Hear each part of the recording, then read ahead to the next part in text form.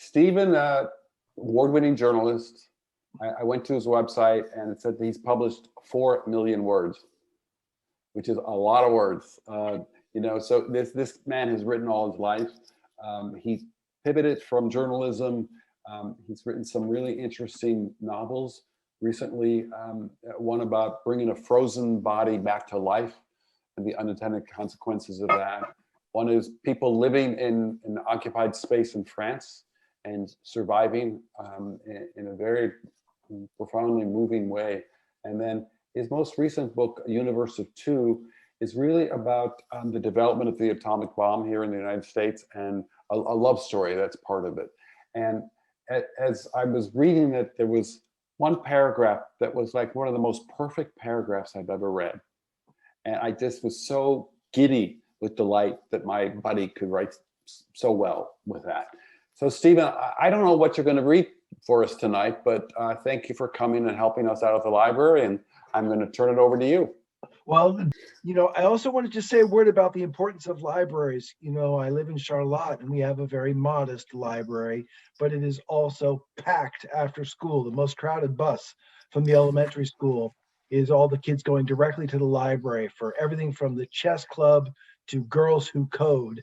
And it's essential for my work as a writer of historical fiction because the Little Charlotte Library is connected to the University of Vermont and Middlebury College, an interlibrary loan. And whatever strange esoteric fact I need to learn for what I'm writing, I'm able to get in about a day or perhaps 2. And it's about the equivalent of having 6 million books at my disposal. So huzzah for all the people that are working to support the library and for people who are joining this event tonight to help pay for the services that everyone enjoys there. Thank you, Steve. And am I out of time yet? What I'd like to do, I have a book that's in the pipeline, but I've just begun a novel that I'm very excited about, and it is set in France just after World War II.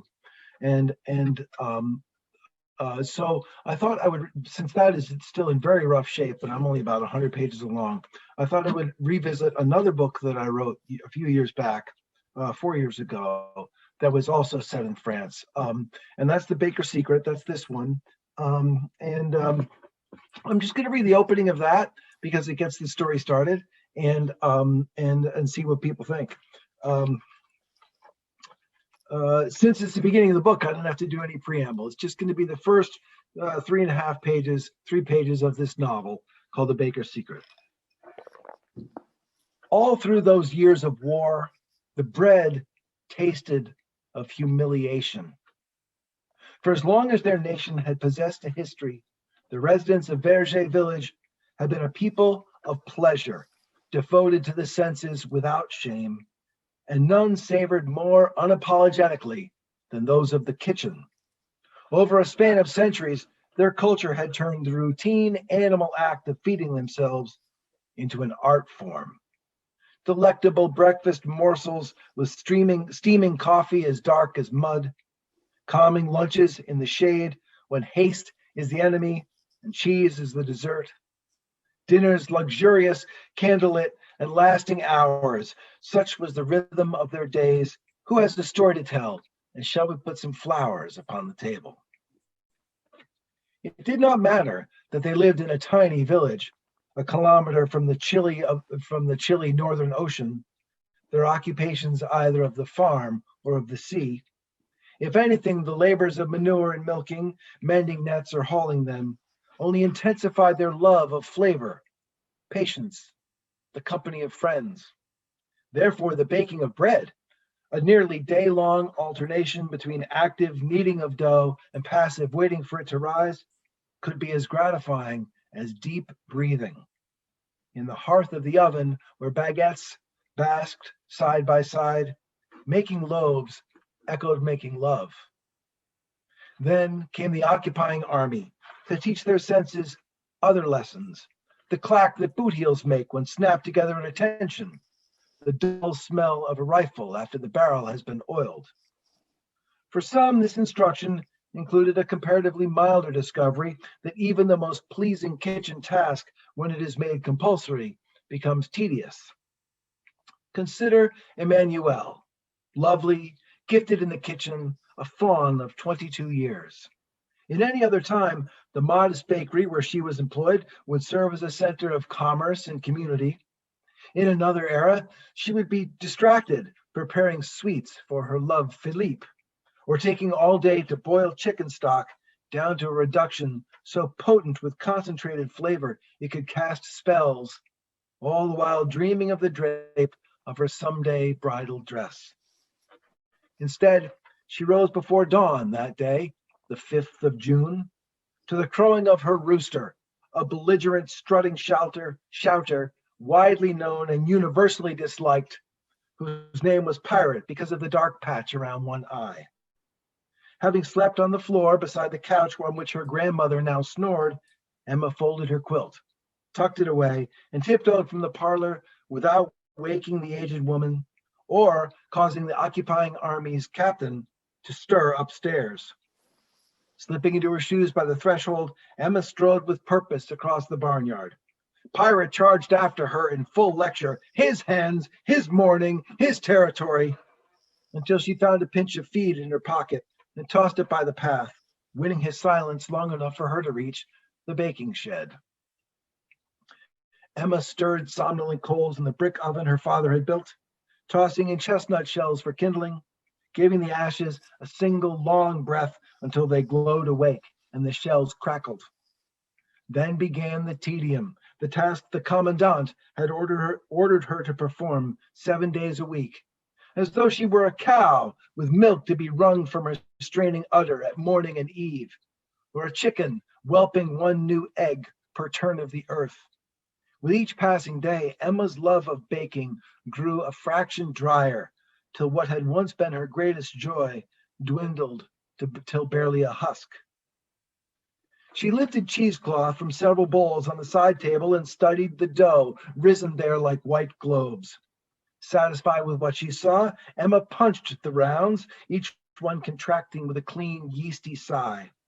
Only then, and after a glance out the opening to reconfirm that Pirate was the sole creature stirring, she reached behind a hanging cloth into a bin, 5 times returning with a handful of golden powder that she sprinkled onto the dough. Straw, ground fine each day to supplement the batter. Containing no nutrition whatsoever, its sole purpose was to add bulk.